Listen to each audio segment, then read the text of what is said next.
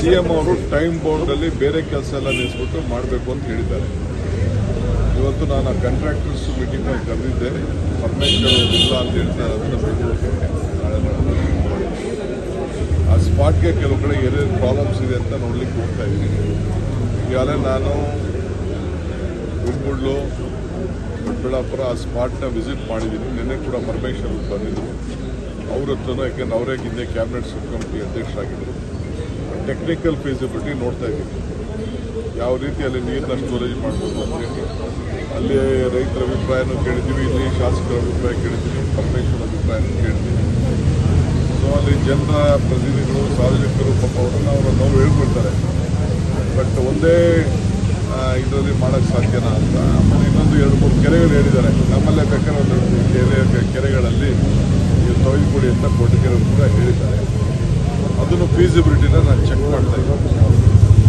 ಆಮೇಲೆ 30ನೇ ತಾರೀಕಿಗೆ ನಾನು ಹೇಮಾವತಿದು ಲಿಂಕ್ ಕ್ಯಾನಲ್ದು ಮೀಟಿಂಗ್ ಇಟ್ಟಿದ್ದೇನೆ, final meeting.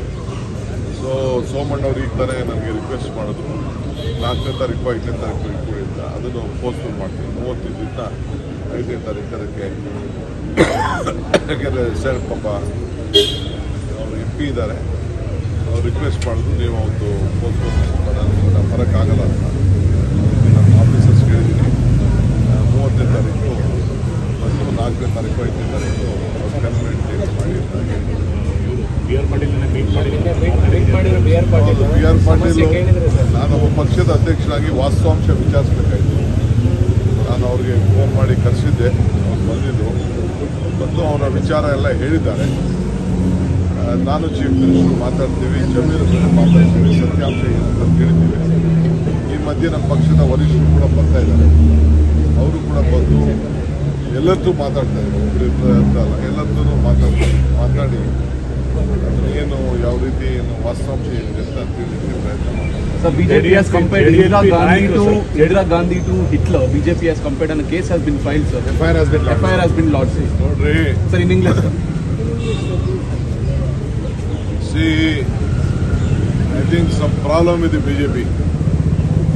They should know that after the emergency declared, the entire country has given a mandate to Indira Gandhi.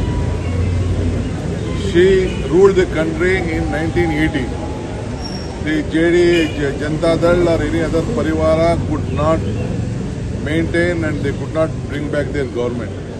So the Congress party under the leadership of Indira Gandhi has come back to power.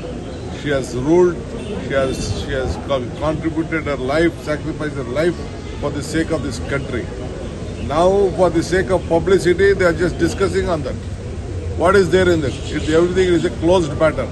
After 50 years they can only deliberate and communicate that who has been affected out of it. Nothing is. India has stood strong. India needs a disciplined country. What our Mallikarjun Kharge has said. What is going on in BJP? You ask all the BJP leaders internally. Ask all the MP. I don't want to disclose on that. Sir, many MLAs are speaking against the chief minister.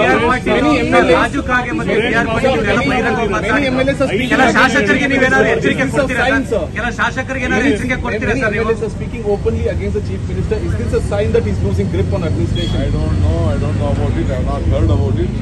Whatever is there, my party high command leaders will come. I am also speaking to all of them, and there is nothing in that. There is nothing to block.